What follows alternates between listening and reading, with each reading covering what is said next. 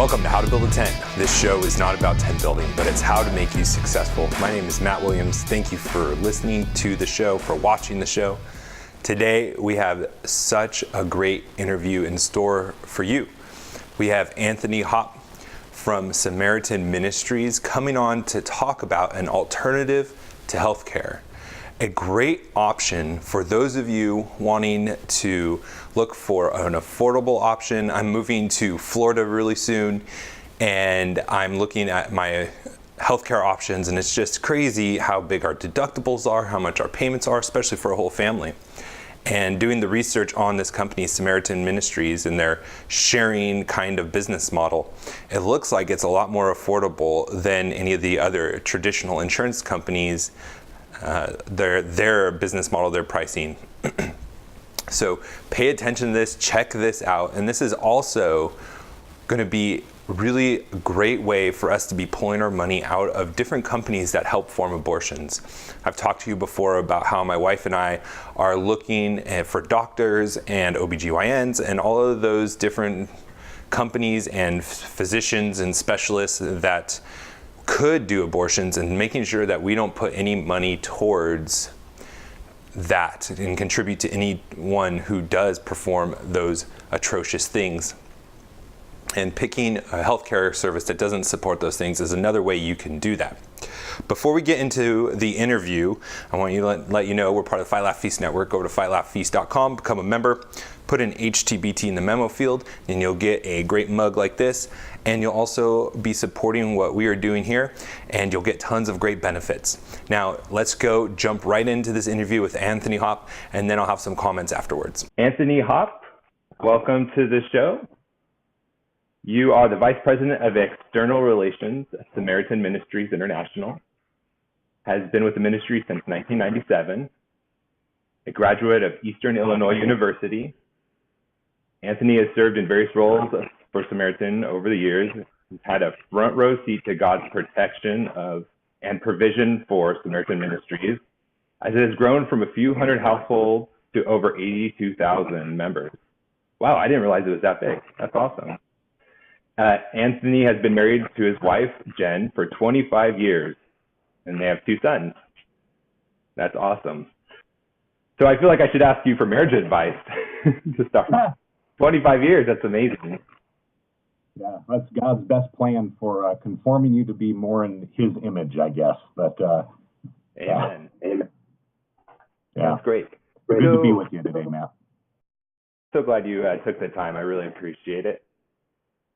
So, what does Samaritan Ministries do compared to like normal healthcare? Samaritan Ministries is called a healthcare sharing ministry. That's the official moniker. But we are a group of believers who share each other's medical bills directly, person to person, without using any insurance at all. So this is a non-insurance, biblical approach to healthcare. You can think of it almost as crowdfunding for healthcare. It's a way for us to live out our faith in a super practical way. And just to give a little of shape and context, there are about 82,000 Samaritan families or households, as you mentioned, about 268,000 individuals. That's in all 50 states. And every month, they are sharing a total of $29 million person to person. So it's sort of a large entity in that, you have almost $30 million every single month that's going from member to member. But I would say that the most notable piece of this isn't the financial element. I mean, that's pretty cool that $30 million is being shared, but it's the support and the prayer and the encouragement that members get from one another, because we believe that a medical need is more than just money, just like our bodies are more than just our physical body. The same is true of a medical need. It's more than money. So what Samaritan members do goes far beyond the financial and the transactional. Instead, we're ministering to one another, and the direct connection allows us to do that. That's great. So you mentioned the biblical perspective of it. What is different, or what makes it a biblical perspective? The biblical perspective is that in the New Testament, there are nearly 100, I think it's 97 occurrences of the word one one anothering in the New Testament.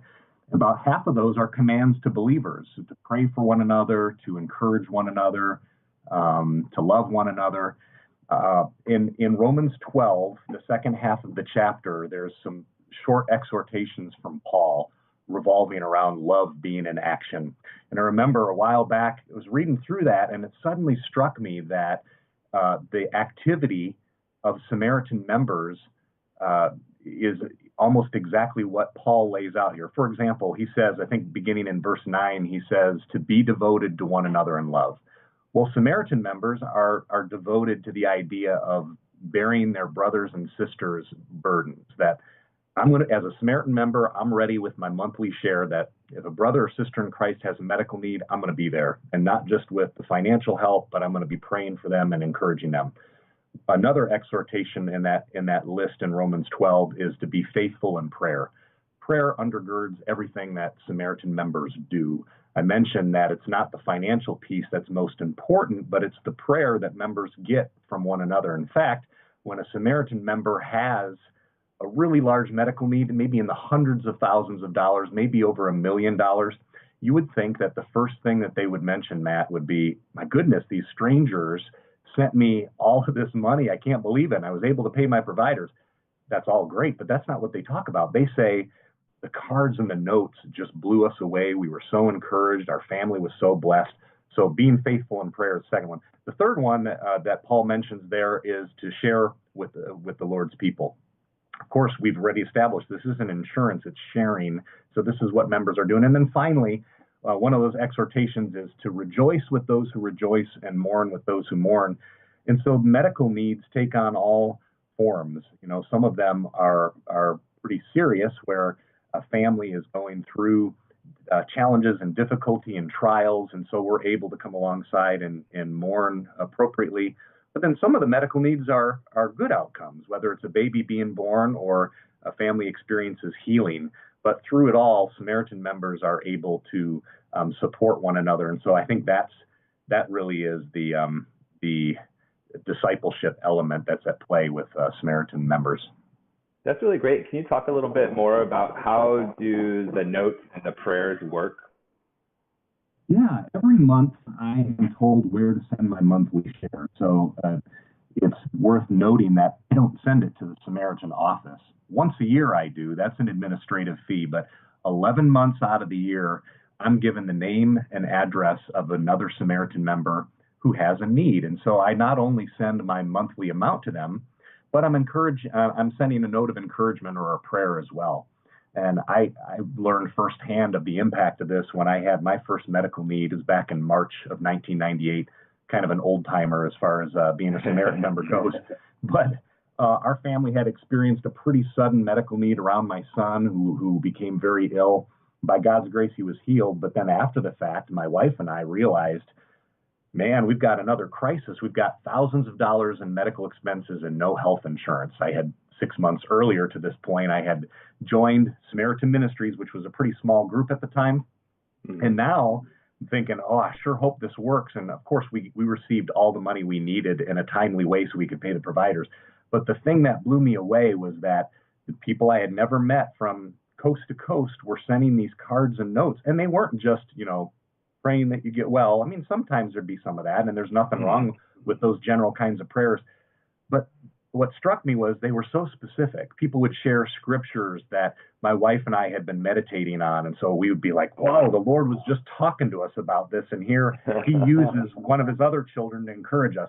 Or somebody would share their experience with their child and say, oh, you know what, our daughter had something similar to what your son had, and here's what we found to be helpful. So all of a sudden, we experienced unanticipated community and being lifted up, body of Christ coming around us, and we realized we're not alone in this. The Lord is sending comfort.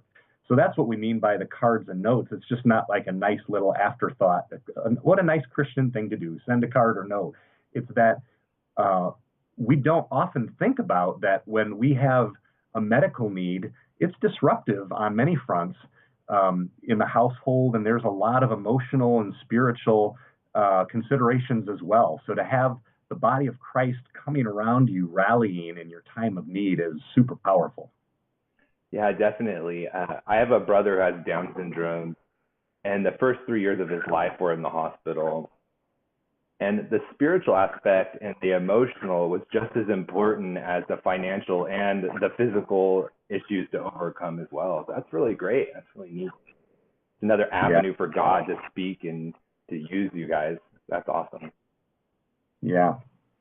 Yeah. So I also saw on your website where you guys say you don't fund abortions or other non-biblical related things. I don't know what else the other things would be, but the abortion one's the big one, right? Yeah, right. Yeah, one of our core values is life, that we're all created in the image of our Creator, and life is precious and should be protected at all levels. Right. And so for that reason, Samaritan members can be confident that their healthcare dollars are never going toward anything that could be considered an abortifacient, and certainly abortion itself.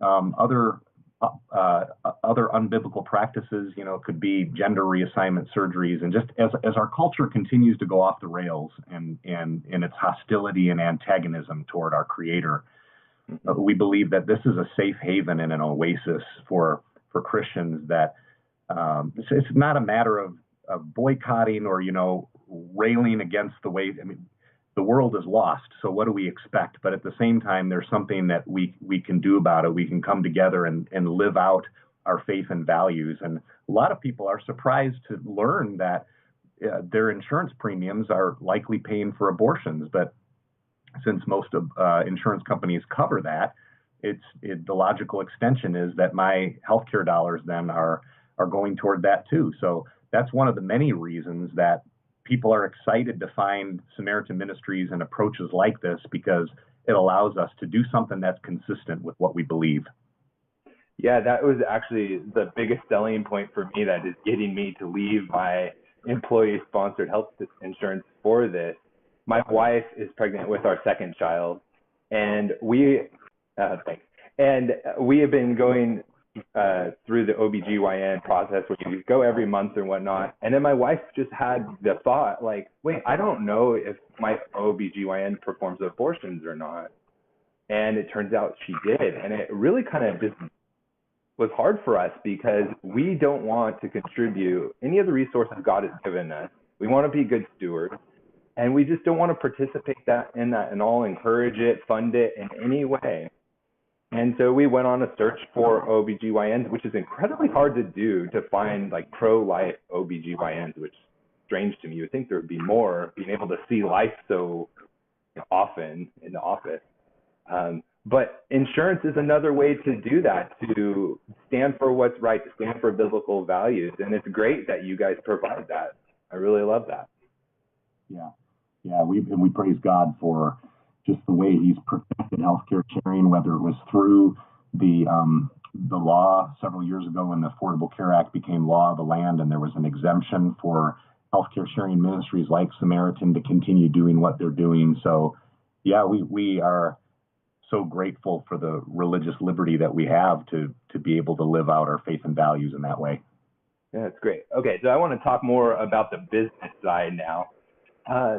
We'll talk about price in a second, but how does it practically work if I'm sick, or for example, my wife has monthly visits for OBGYN, and then we're going to be in the hospital for delivery? How does that process work?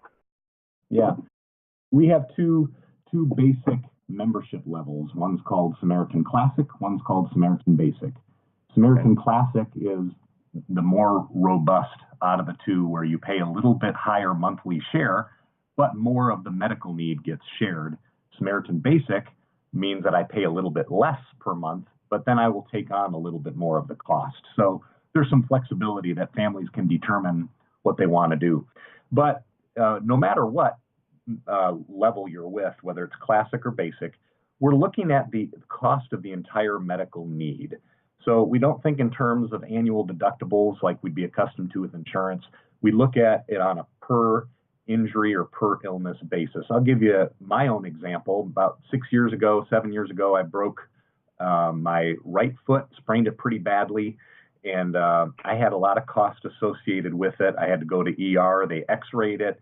They had to I had some extensive therapy. I had the walking boot, crutches, follow-up doctor visits to make sure the bone was healing properly. And I'm part of Samaritan Classic. Samaritan Classic says that if I have a medical need that goes over $300, then it's a shared need. Just for reference point, by the way, Samaritan Basic, that was that second more affordable program, $1,500 instead of $300. So again, those. And that's like a deductible, right? Yeah, right. Yeah. Except it's per injury or per illness. So it's not per bill. In the case of me breaking my ankle, some of those were well under $300, like the walking boot, even though it's expensive, it wasn't $300. But that's okay because everything combined went way over $300. So I turn in those bills to Samaritan Ministries, and then the first $300 I pay for, and the rest gets shared. But I want to make an important distinction about that $300. Any discount that I receive from the providers gets applied to that $300 that I pay. And on average, our members get between 40 and 50% in the way of discounts. So that means that I can completely eliminate that $300 through reductions. And that's something we support and help our members with. So as a member, you're not a foot soldier having to go at it alone and try to negotiate and haggle. You know, we come alongside you and you receive a lot of support there. Point is, with my broken ankle, I didn't have to pay anything out of pocket because I received easily more than $300 in discounts. And that's, you know, especially with a more significant need that's into the thousands of dollars, pretty easy to get that $300 discount. But a couple of main pieces to this process is I chose my own doctors, so there are no networks. I don't have to worry about going out of network and getting penalized. People's first question usually is, yeah, but was the provider giving you a hard time because you got to tell them you don't have insurance, and how does that go? Are they going to kick you out or let you bleed to death on the emergency room floor? And that just isn't the case. You know, it's our members have a card that clearly states, I'm part of this organization. I'm going to be receiving help from the other members. You, provider, should bill me as a self-pay patient. So once I got the bills, I turned them into Samaritan, which, by the way, I can do electronically. I can upload them. I can take a picture with my phone, send them in electronically, or I can send them in the old-fashioned way. But the point is that members have flexibility of whether they want to manage their membership electronically or analog. So I turn in my bills to Samaritan, and then what happens next is pretty neat and worth some explanation, because I think when people first get exposed to healthcare sharing, they have this image of, we're going to pass the hat, cross our fingers, and hope that enough people send the money. And man, we hope you get enough. But the truth is, if I had $50,000 in medical expenses, Samaritan Ministries facilitates or directs enough Samaritan members to send their shares directly to me. So everybody's receiving a share assignment. I'm not just picking and choosing and saying, well, maybe I'll send mine to Matt Williams this month. I mean, I will only send to where I had been directed. What that enables us to do is to match up the right amount of monthly shares with the cost of the medical need. And then a final mentionable here is that people sometimes think, well, what happens if somebody doesn't send? I mean, what if somebody just is negligent? Am I just out of luck? We keep track of all of this through a simple checklist. Again, you can do it on paper, or you can log into your account and do it electronically. But as you receive the checks for your medical need, you're marking it off of, yep, John Smith sent, just going down the list. It's kind of fun because you're receiving these checks, or in some cases, electronic payments. Again, you can do both. But you're receiving the help financially, and then you're marking off, finding their name, marking it off. Then you give that back to Samaritan after 30 days, and we do the follow-up with the very small percentage who didn't send. Most of the time, it's maybe 5%. They just had an innocent oversight. They forgot to send their monthly share, so we'll send them out a reminder. But in the event they still don't send, that person who didn't send is dropped or inactivated. So there's some practical motivation. I got to be current with my monthly share to participate. Mm-hmm. But then we'll reassign that amount to another family the following month. So a long way of saying you're not just stuck if somebody didn't send. We'll get that amount reassigned. So the takeaway here is that the sharing process itself is a very structured one. It's coordinated. It's not haphazard, but it's very structured. Mm-hmm. Mm-hmm. That's great. So what does the monthly premiums look like? How is it compared to normal health insurance? Yeah, the monthly shares start at just $100 for Samaritan Basic for a single. And then for a family in Samaritan Classic, which again is the more comprehensive membership level, it's $495. So that's the range currently, as inexpensive as $100. There you are. Yeah. $100 for a single, or $495 for a family, and everywhere in between. Okay, great. So is there any last words that you would like our listeners to know about Samaritan to get them interested? Sure.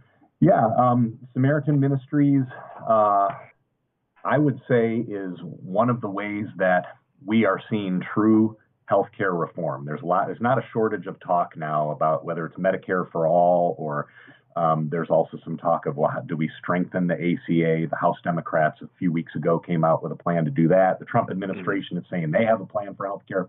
We don't believe that true reform will come by mandates or taxes or regulations or even insurance. We believe reform happens when we start to think biblically about free markets, personal responsibility, and charity. And what I mean by those free markets, that we can direct our own health care, that Samaritan members are in the driver's seat. There should never be a third party telling you and your wife where to go to have your baby. That should be a decision your family makes.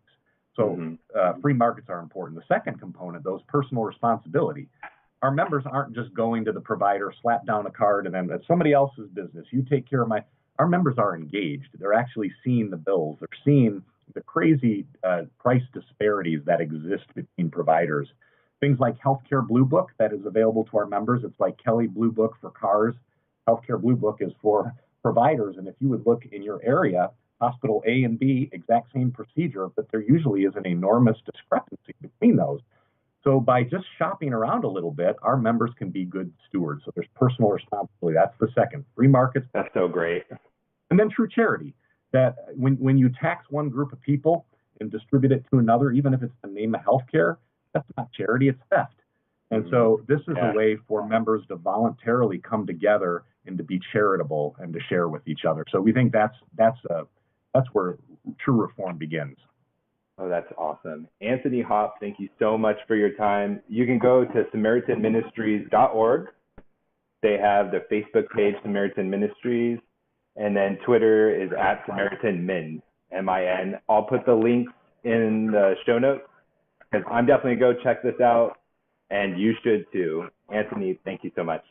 Wasn't that such a great interview? I hope you guys go check them out. Like I said before, it's a great way for us to get into the fight with not supporting people that are contributing pain towards abortions, including businesses like the healthcare companies that we may be paying into.